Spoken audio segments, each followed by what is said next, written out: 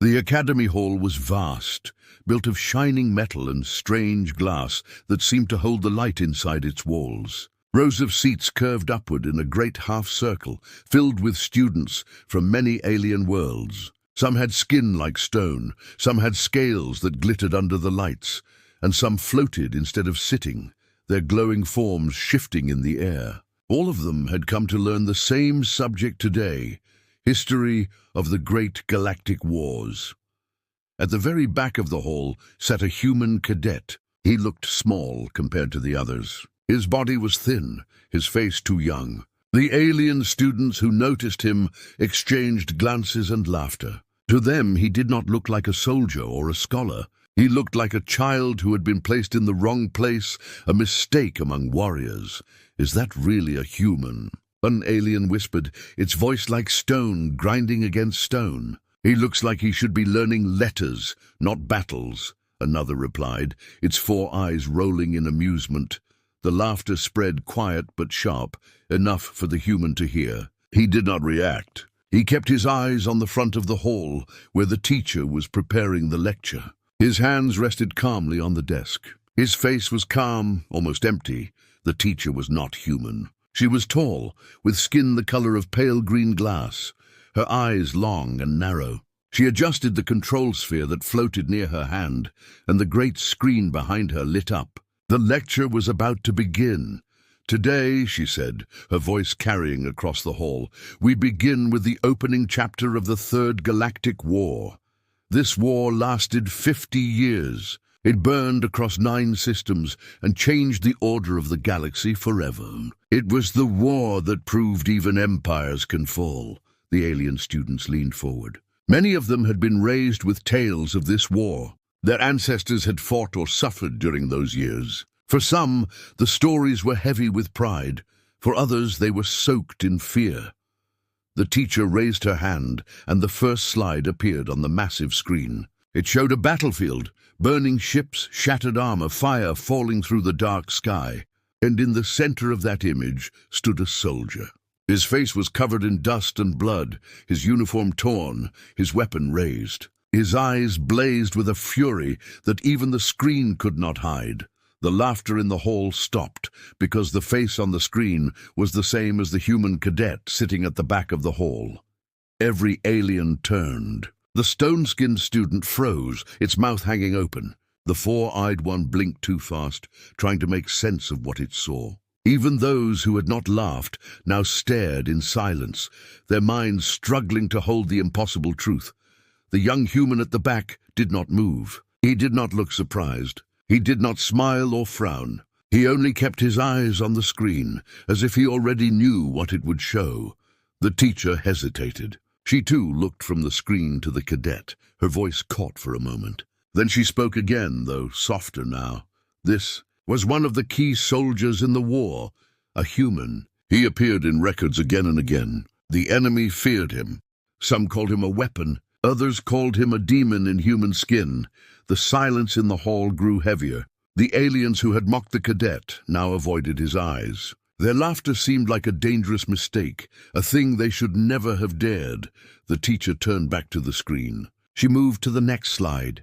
The same human, older in armor, but still unmistakable, leading a charge across burning ground. Then another slide, the same human piloting a warship as alien fleets collapsed before him. "How can this be?" one alien finally whispered, unable to stay silent. "That human is in our records from decades ago. But this one," it pointed a trembling claw at the cadet. "This one looks the same." Exactly the same. The human cadet did not answer. He simply watched the screen as if he were watching memories. A ripple of fear moved through the hall. The aliens shifted in their seats, their bodies uneasy. The idea of time meant one thing to them: aging, change, decay. But this human did not fit that truth. He was not supposed to be here, sitting in a classroom, looking no older than a boy. And yet history screamed that he had already fought and bled in wars before they were even born. The teacher swallowed, her voice unsteady. "We will continue the lesson, but understand this. The galaxy has always underestimated humans. Many empires thought of them as weak, short-lived, fragile, but war War has always revealed another truth. The screen shifted again. More images, more battles, more moments where the same human face appeared, covered in blood, lit by fire, filled with a rage that could break armies. And still, at the back of the hall, the young cadet did not move. His silence was heavier than words. His presence was louder than the gunfire in the images. For the first time, the alien academy understood that the boy they had mocked might not be a boy at all. He might be something else, something worse. The laughter was gone now. In its place was fear. And behind that fear, curiosity that no one dared to voice. What was the human doing here? Why did he look unchanged after decades of war? And if he was sitting quietly now, what would happen when he finally decided to stand? The answer hung in the silence, waiting to be revealed. The silence that filled the lecture hall did not last forever. Whispered voices soon returned, moving like a quiet storm through the alien students. But this time the laughter was gone. Their tones were sharp, nervous and edged with disbelief. "He cannot be the same one," muttered a scaled student with eyes that glowed orange. "It is impossible. Humans do not live that long." "Perhaps it is a trick," said another, whose body shimmered like liquid metal.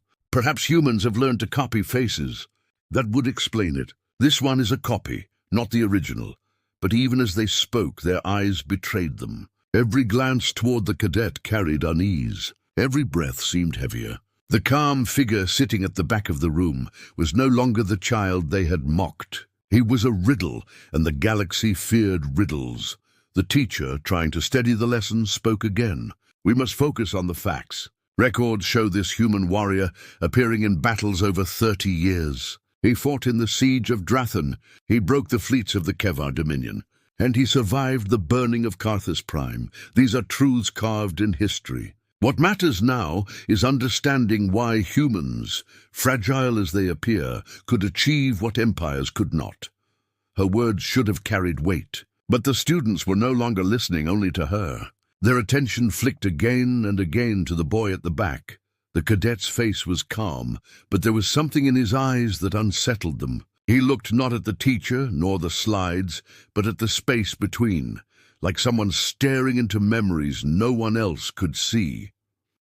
One alien, bolder than the rest, raised a clawed hand. Its voice cut through the tension. "If this is truly him, then why is he here? Why is he sitting among us as a student? If he has fought in wars, if he has killed and bled, why sit in silence like a child?" The teacher gave no answer. She glanced toward the human, her eyes tightening, as if she too did not know. The whispers grew louder. "Humans are reckless. They do not fear death. They fight like beasts." The cadet still did not respond. His silence was sharper than any defense he could give. Later that day, outside the hall, the prejudice took sharper form. The corridors of the academy were vast, lined with glowing signs and metallic doors that hummed with alien energy. The cadet walked alone, his boots clicking softly on the floor. Around him, alien students moved in groups, their bodies tall, armored, or shaped by evolution to survive in harsh worlds. Each group looked at him the same way, with doubt and hidden fear. Two tall students from the Thren species blocked his path. Their limbs were long, their skin pale as frost. They looked down on him with sharp grins. "You should not be here, human," one said, its voice a hiss. "You are too small, too weak. You belong in nursery halls, not among warriors." The cadet's eyes lifted to them, calm and steady. He did not raise his voice, nor his hand. He only said, "You believe strength is measured by size. That is your first mistake." The Thren laughed, though unease flickered beneath the sound. "And what would you know of strength?" The cadet did not answer. He walked past them, his silence carrying more weight than words. The two Thren stood still, watching him go, their laughter hollow. Word spread quickly through the academy. The human was whispered about in dining halls, training rooms, and dorm corridors. Some called him a ghost. Others believed he was a clone. Some even suggested humans had learned forbidden sciences, bending time to cheat death. But no matter what they believed, when truth stood firm, none of them laughed openly at him anymore. Yet prejudice does not die easily. During combat drills, the cadet was placed against alien students twice his size. The instructor smirked, expecting to see him thrown down in seconds. The alien students cheered, waiting to see the child humiliated.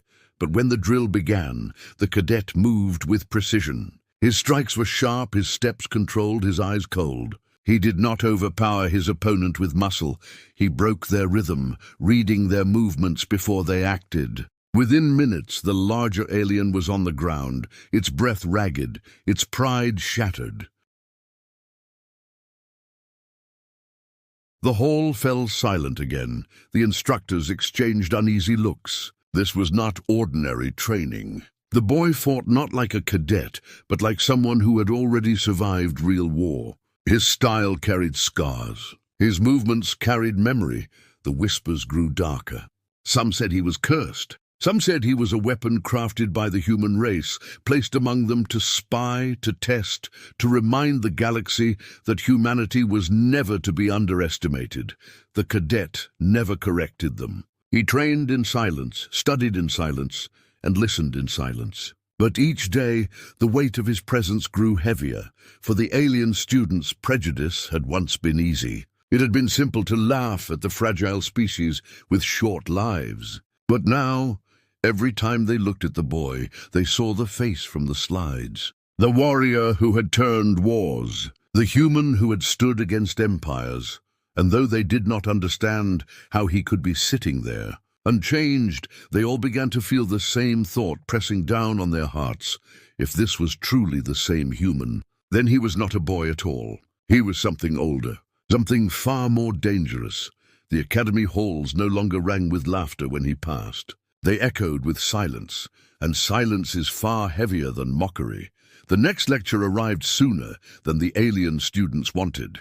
The memory of the last class still weighed heavy in their minds. When the teacher entered, the usual chatter died at once. The cadet sat in the same place at the back, silent, his eyes fixed on the front before the lesson even began.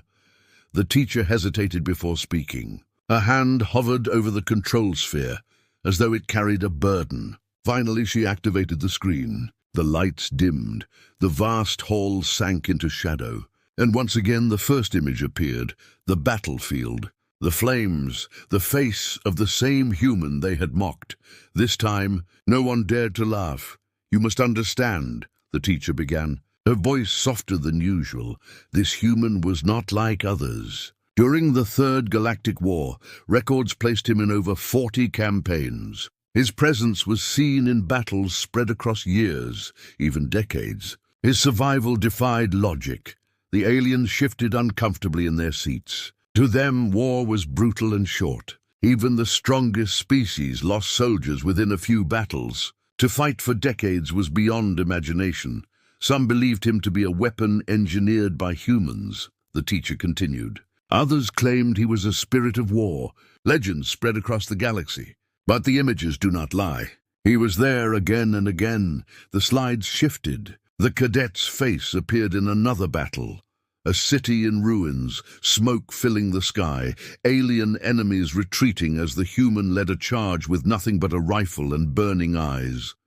Gasps filled the hall. One alien muttered, "That cannot be him. He looks the same. He does not age," another whispered. "No species escapes time. No one, not even humans." The cadet at the back remained silent. He did not confirm, he did not deny. His face was calm. His hands folded, as if he had heard these words too many times before. The teacher advanced to another slide. This one showed the aftermath of a naval battle. A single human warship stood amid wreckage, its hull torn apart, fire pouring into the void. And yet, in the center of the bridge, that same face appeared, staring into the records as if daring time to erase it. This image, the teacher explained, was captured by enemy fleets moments before their destruction. They called him the Endless Cadet. They claimed wherever he appeared, death followed. No empire wanted to believe a single human could carry such power. But the war records cannot be denied. The silence in the hall deepened. No one moved. No one breathed. Even the air seemed to grow heavier. Finally, one alien raised its trembling hand. If this is true, then why is he here? Why is he sitting among us as if he were one of us? Should he not be a commander, a general, even a hero of humanity? Why pretend to be a student? The teacher looked toward the cadet, her narrow eyes uncertain. That is a question I do not know how to answer. Every head turned to the back of the hall. The young human met their gaze without flinching. His calm expression did not change. But his eyes, they carried something far older than his face. They were not the eyes of a student. They were the eyes of someone who had seen countless deaths, someone who had walked through flames and carried the memory of every scream. The weight of that gaze made the students turn away. One by one they lowered their heads, unable to hold it for long. The teacher continued. What we must learn from history is this. Humanity was never weak. Empires called them fragile. They mocked their short lives, their small bodies, their lack of ancient bloodlines. But in war, none of that mattered. Humans fought with a kind of fire that could not be measured. And this one, she paused, her voice tightening, this one embodied that fire more than any other. The next slide appeared. It showed alien ruins, once a proud city of a powerful empire, now nothing but ash and broken towers. And in the middle of that destruction, the human stood again, holding his weapon at his side, his face unchanged. A whisper spread through the hall. How is this possible? He should be old. He should be dead. The cadet did not move. His silence was louder than the whispers. The teacher shut off the screen. The hall plunged into dim light again. This is what the galaxy learned and what you must remember. Underestimate a human, and you invite destruction. Mock them, and they will prove you wrong in ways you cannot forget.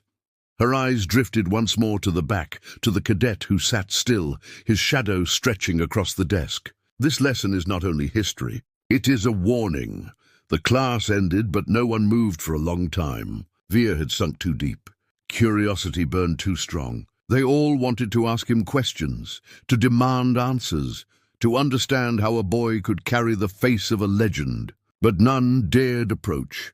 The cadet rose at last, his steps slow, steady. His boots echoed in the silence as he walked toward the door. Every eye followed him, but no voice called out.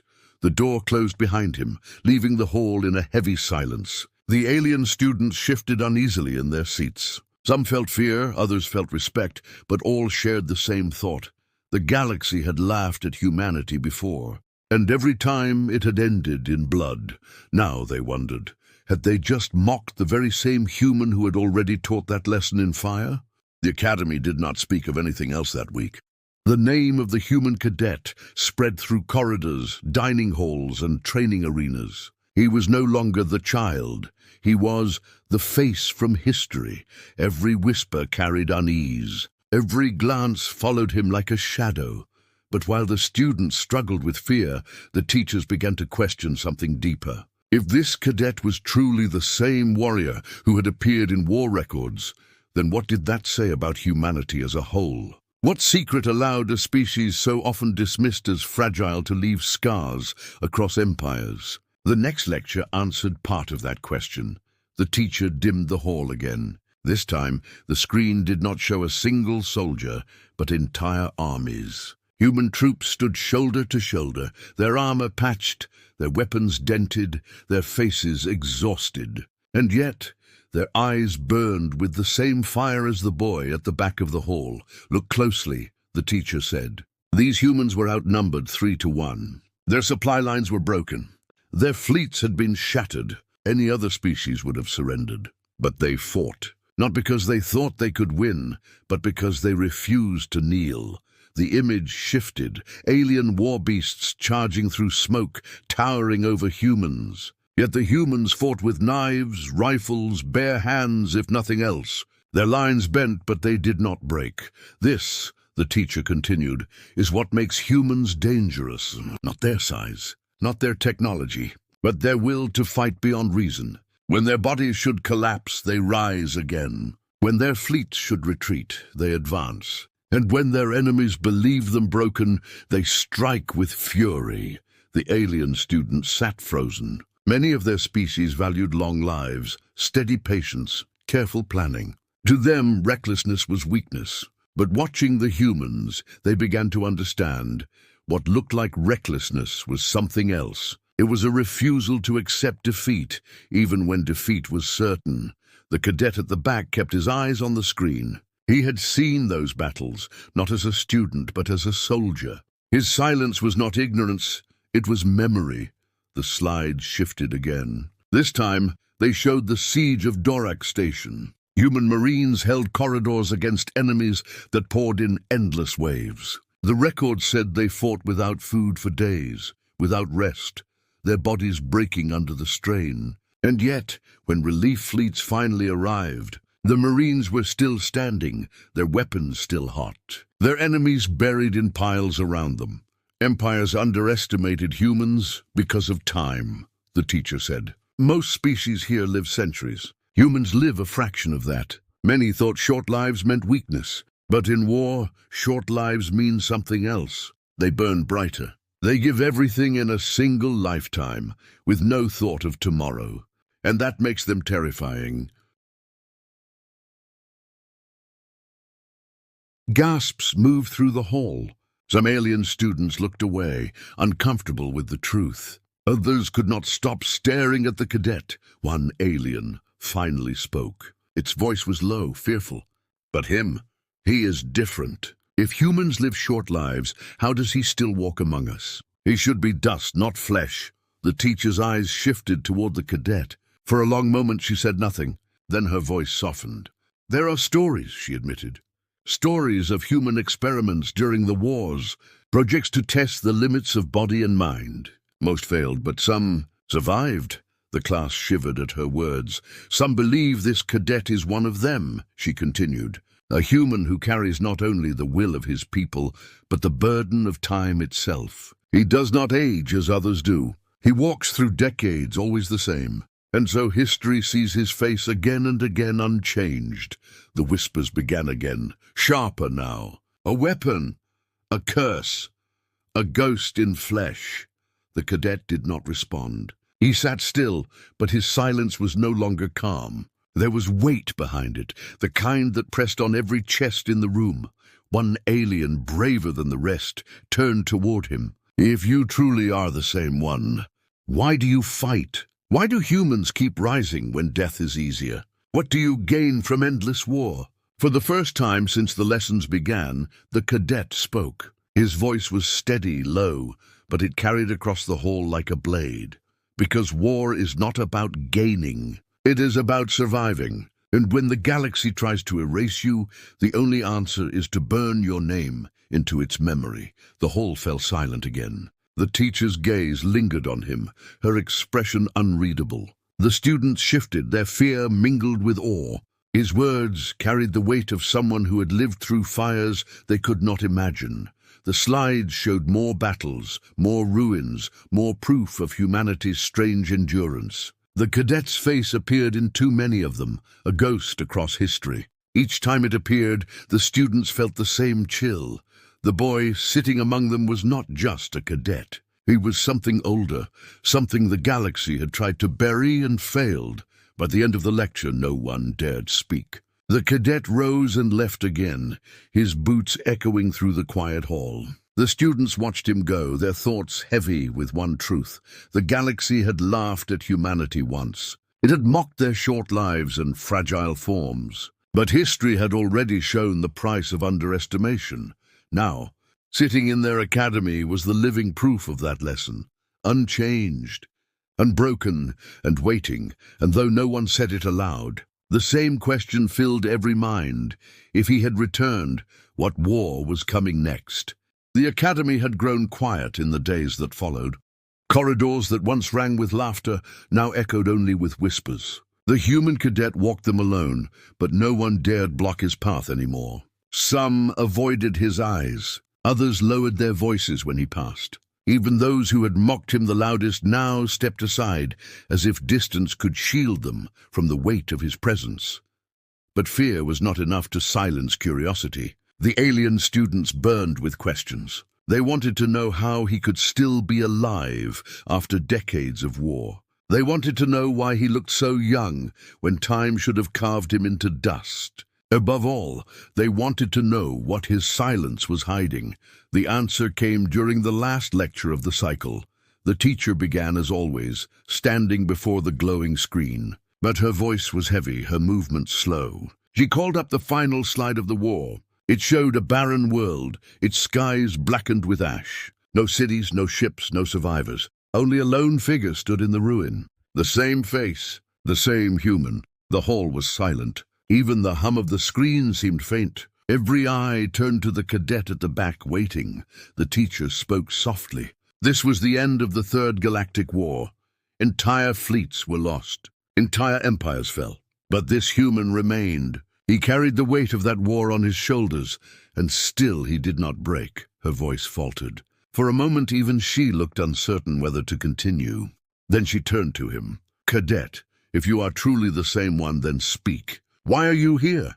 Why return to sit among us as a student?" The room froze. Dozens of alien eyes locked onto him. The air itself felt sharp. The cadet rose from his seat. His movement was slow, but it held power. Every step he took toward the front echoed through the hall like a drumbeat. He stopped just before the screen, standing beside the image of himself in ruins. His young face turned toward the class, and his eyes, cold, ancient, burning, met theirs.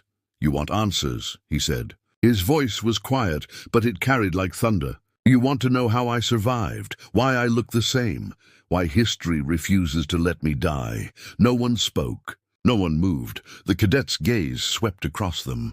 "The truth is simple. Humanity does not survive because of strength. We do not survive because of science. We survive because we refuse to be forgotten. Every empire that laughed at us is now dust. Every species that underestimated us is buried in the same ground they thought we would share. And yet here I stand." His words hung heavy in the air. Some students shifted in their seats, their bodies stiff with fear. Others could not look away, trapped by the fire in his voice. "I fought in your wars," he continued. "I burned in your skies. I watched empires fall by my hand. You want to know why I am here? Because history is about to repeat itself. And when it does, you will remember this lesson not from books, but from blood." A murmur spread through the hall. Fear, disbelief, awe, all tangled together. The teacher herself looked shaken, her pale green skin paling further. The cadet turned toward the screen. He raised his hand, pointing at the image of his war-torn face. "This is not the past. This is the warning. You think the wars are over? You think the galaxy has peace? But peace is an illusion. It always has been. Something is coming, something greater than any empire, greater than any fleet. And when it arrives, the only question will be who will stand and who will fall." The room was silent. The weight of his words pressed down like gravity itself. The cadet's eyes narrowed. "Do not make the mistake your ancestors made. Do not laugh at humanity. Do not call us weak. Because every time the galaxy has done so, it has ended in fire. And if war comes again, it will not matter who you are, what blood runs in your veins, or how long your species lives. The only thing that will matter is whether you fight beside us or burn against us." The silence was complete now. Not a whisper, not a breath. The aliens sat frozen, their hearts heavy with the truth they had never wanted to face. The cadet lowered his hand. He stepped back from the screen, his voice calm again. "History does not end, it waits. It circles back again and again, and I am living proof of it." He turned, walking toward the doors at the back of the hall. His boots echoed in the stillness, each step cutting through the silence like a blade. The doors opened with a hiss, and for a moment his shadow stretched long across the floor. Then he was gone. The doors closed, leaving the class in silence that felt endless. No one dared speak. No one dared move, for every mind in that room carried the same thought. The human was not just a student. He was not even just a soldier. He was a message from history itself, and if he had returned, then war was not far behind.